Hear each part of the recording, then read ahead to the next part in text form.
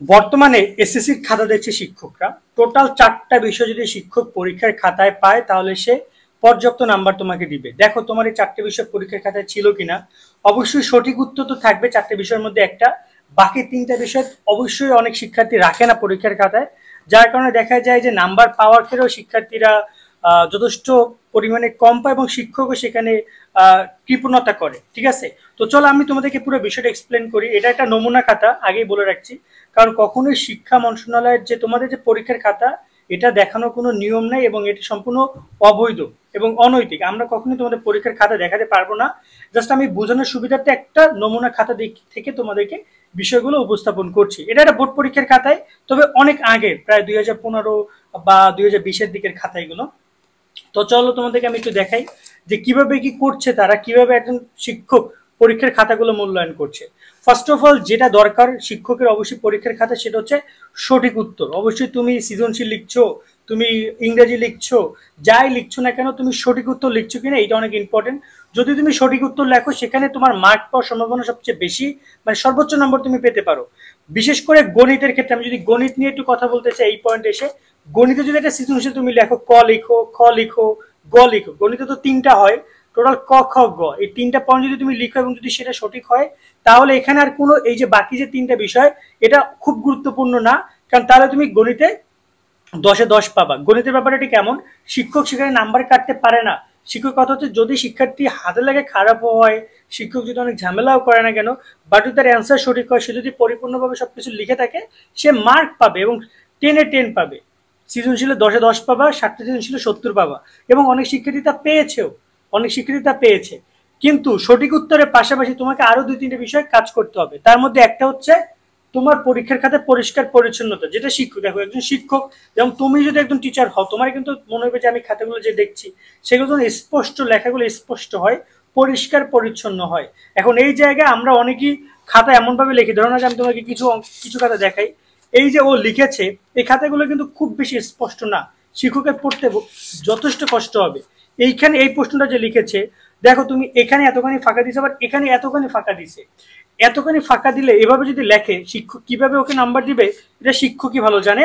তো দেখা যায় সেখানে শিক্ষার্থী নাম্বার কম পাইতে পারে। সো পরিষ্কার পরিচ্ছন্নতা অনেক ইম্পর্টেন্ট। তবে বেশি শেষের দিকে সৃজনশীলগুলোর ক্ষেত্রে একটু ঝামেলা হয়, এটা আমি বিশ্বাস করি।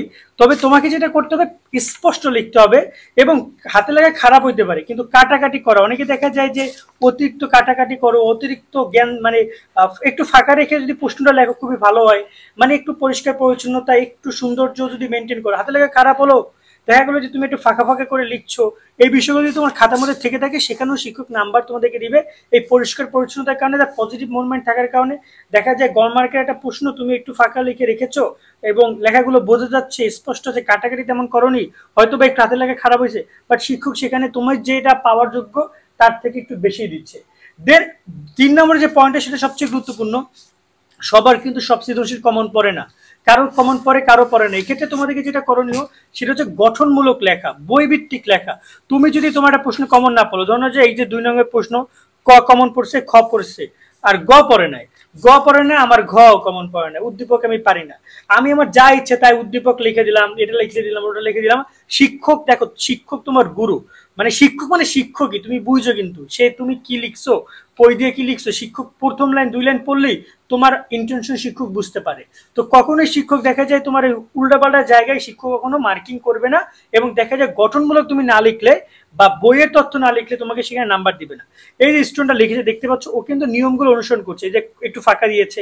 এটা একটা আদর্শ সৃজনশীল খাতা যদি বলতে চাই, এটা একটা আদর্শ সৃজনশীল লেখার নিয়ম। দেখতে পাচ্ছ, ক লিখেছে ফাঁকা দিয়েছে, খ লিখেছে ফাঁকা দিয়েছে, গ লিখেছে একটা প্যারা দিয়েছে, দেন 2টা প্যারা, দেন 3টা প্যারা, এভাবে লিখেছে। এইখানে ওর 10-এর 10 পাওয়ার যোগ্য, কম বেশি হতো, অ্যান্সার ভুল হলে তখন আলাদা একটা ব্যাপার। এবং এই যে আন্ডারলাইন করে দিয়েছে, এই বিষয়গুলো অনেক ইম্পর্টেন্ট, এগুলো নিয়মের মধ্যে পড়ে। এবং গঠনমূলক লেখা থাকলে, ধরুন যে ভুল প্রশ্ন তুমি লিখছো, তোমার প্রশ্ন কমন পড়ে না, কিন্তু তাও তুমি যা লিখছো বইয়ের তথ্যগুলো লেখো, বইয়ের কথাগুলো যদি তুমি লিখে আসো, সেখানে শিক্ষক নাম্বার দিবে। এখন অনেকে দেখা যায় আগডুম বাগডুম ঘোড়ার ডুম সাজে লিখে আসছো, সেগুলোতে শিক্ষক কখনোই মার্ক দিবে না, বা দিলেও শেষের দিকে এসে যখন তারা নম্বরগুলো যোগ করবে, যে তুমি কত কত পাইছো, যদি শেষের দিকে এসে নাম্বার দেখে যে 1-2 মার্কের কারণে ফেল করছো, তখন ওই পয়েন্টে গিয়ে তারা কিছু নাম্বার দিতে পারে, আবার নাও দিতে পারে। ম্যাক্সিমাম শিক্ষক যে নাম্বার আবার দেয়, আবার অনেক শিক্ষক আছে যে একবার খাতা দেখছে ওখানে আর দ্বিতীয়বার মূল্যায়ন কখনো শিক্ষক করে না। আর 4 নম্বরে যে বিষয়টা সেটা হচ্ছে লেখার পরিধি। দেখো তুমি কতটুকু কি লিখছো এই জিনিসটার উপর শিক্ষক নাম্বার প্রদান করে। অনেকে বলতে পারে যে তুমি অল্প লিখলেও নাম্বার পাবা, এগুলো ভুল। কেন, দেখো 1 মার্কের জন্য তুমি এইটুকু লিখছো পারফেক্ট, 2 মার্কের জন্য এইটুকু লিখছো একটু কম হয়ে গেছে, আরেকটু লিখলে ভালো হইতো। বাট যদি তোমার এইটুকুর মধ্যে অ্যান্সার হয়ে যায় তাহলে ঠিক আছে, এইটুকুর মধ্যে তুমি অ্যান্সার দিতে পারো।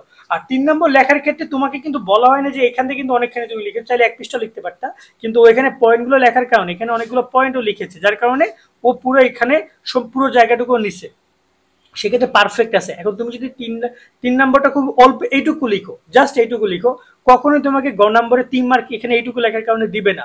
তোমাকে 3 মার্ক আদায় করার জন্য পর্যাপ্ত সময় দিচ্ছে পরীক্ষা কেন্দ্র, 7-8 মিনিট করে সময় দিচ্ছে বা 5-6 মিনিট সময় দিচ্ছে। 5-6 মিনিট তুমি যদি একটা পেজ না লিখতে পারো সেখানে তুমি নাম্বার পাবা না।